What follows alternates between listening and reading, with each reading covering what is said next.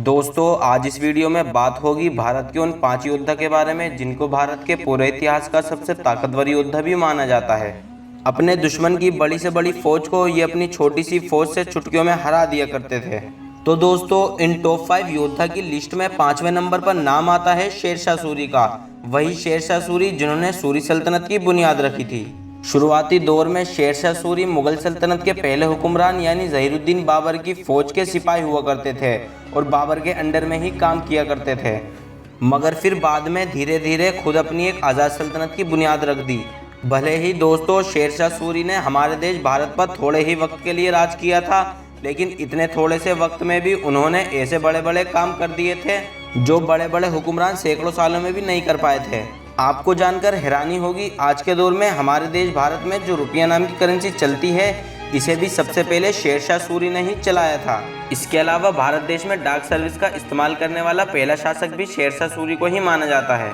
आप लोग शेरशाह सूरी की बहादुरी का अंदाज़ा इस बात से भी लगा सकते हैं कि एक दौर ऐसा भी आया था जब शेरशाह सूरी ने अपनी बहादुरी के दम पर मुगल सल्तनत को हमारे देश भारत से पूरी तरह से ख़त्म कर दिया था, मगर शेरशाह सूरी की मौत के बाद उनकी सल्तनत को उनके बेटों ने संभाला।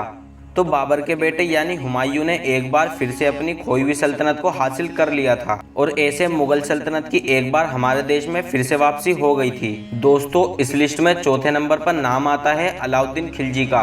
सुल्तान अलाउद्दीन खिलजी सल्तनत के दूसरे और सबसे ताकतवर सुल्तान भी माने जाते हैं। सुल्तान अलाउद्दीन खिलजी ने वैसे तो अपने दौर में बहुत से बड़े बड़े काम किए, लेकिन वो जिस चीज़ के लिए इतिहास में सबसे ज़्यादा मशहूर हैं वो था पूरे भारत की मंगोल फौज से हिफाजत करना।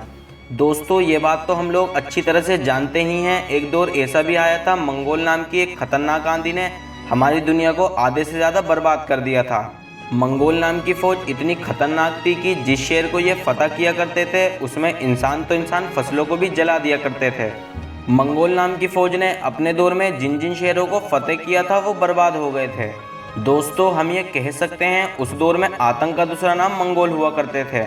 तो दोस्तों ऐसी खतरनाक फौज से सुल्तान अलाउद्दीन खिलजी ने भारत देश की न सिर्फ एक बार बल्कि लगातार हिफाजत की थी और हर बार मंगोलों को इतनी बुरी तरह से हराया था कि उनके होश उड़ गए थे, क्योंकि वो तो अलाउद्दीन खिलजी से लड़ने से पहले ये सोचा करते थे हमें हराने वाला दुनिया में आज तक कोई पैदा नहीं हुआ। लेकिन सुल्तान अलाउद्दीन खिलजी ने मंगोलों का ये घमंड हमेशा हमेशा के लिए तोड़ दिया था। इस लिस्ट में तीसरे नंबर पर नाम आता है ज़हीरुद्दीन मोहम्मद बाबर का। वही ज़हीरुद्दीन मोहम्मद बाबर का कि जिसने 1526 में हमारे देश भारत में मुगल सल्तनत की बुनियाद रखी थी और इसी मुगल सल्तनत ने हमारे देश भारत पर आगे चलकर लगभग 300 साल से भी ज़्यादा लंबे वक्त तक राज किया था। दोस्तों हम लोग ज़हीरुद्दीन बाबर की बहादुरी का अंदाज़ा इस बात से भी लगा सकते हैं कि ज़हीरुद्दीन बाबर ने सिर्फ 12 साल की उम्र में ही अपने वालिद की मौत के बाद विरासत में मिली हुई हुकूमत को संभालना शुरू कर दिया था और 1526 में जब वो भारत को जीतने के इरादे से आया था तो उसके पास सिर्फ 13,000 से 15,000 की फ़ौज मौजूद थी। लेकिन उसके बावजूद भी उसने इतनी छोटी सी फ़ौज की मदद से इब्राहिम लोदी की 1 लाख की फ़ौज को हरा दिया था और हराने के बाद एक ताकतवर सल्तनत की बुनियाद रख दी थी। और सिर्फ पानीपत की पहली लड़ाई नहीं बल्कि 1526 से लेकर 1530 तक बाबर ने एक के बाद एक लगातार कई जंगें लड़ी और हर जंग में बाबर को फतह हासिल हुई। साथ ही साथ आपको ये भी बताते चलें ज़हीरुद्दीन बाबर ही इतिहास का वो पहला इंसान था जिसने हमारे देश भारत में तोपों का इस्तेमाल किया था, यानी बाबर से पहले भारत देश में तोपों का इस्तेमाल नहीं किया गया था, न ही भारत के लोगों ने इस तरह के हथियार को पहले कभी देखा था। मगर बदकिस्मती से जिस सल्तनत को कायम करने के लिए ज़हीरुद्दीन बाबर ने अपना पूरा जोर लगा दिया था, उस सल्तनत पर राज करने के लिए ज़हीरुद्दीन बाबर ज़्यादा लंबे वक्त तक जिंदा नहीं रह सका और 1530 में ही यानी सिर्फ 4 साल के राज करने के बाद ज़हीरुद्दीन बाबर का इंतकाल हो गया था।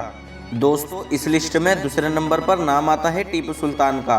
टीपू सुल्तान का जन्म 1750 में उस दौर में हुआ था जब हिंदुस्तान की मुगल सल्तनत अपनी आखिरी सांसें ले रही थी और देश भर में अंग्रेज़ों का दबदबा बढ़ता जा रहा था। अंग्रेज चाहते थे कि किसी भी तरह से हिंदुस्तान को हम गुलाम बना लें, लेकिन दोस्तों वो टीपू सुल्तान ही थे जो हिंदुस्तान की गुलामी और अंग्रेज़ों के बीच एक फौलादी दीवार बनकर खड़े हो गए थे। टीपू सुल्तान कितने बड़े योद्धा थे इसका अंदाज़ा तो आप इस बात से लगा सकते हैं, जब तक टीपू सुल्तान जिंदा रहे अंग्रेज हिंदुस्तान को गुलाम बनाने के अपने मकसद में कामयाब नहीं हो पाए। और जब आखिरकार अपने ही लोगों की गद्दारी की वजह से टीपू सुल्तान शहीद हुए थे तो अंग्रेजों ने कहा था कि आज हिंदुस्तान पूरी तरह से हमारा हुआ।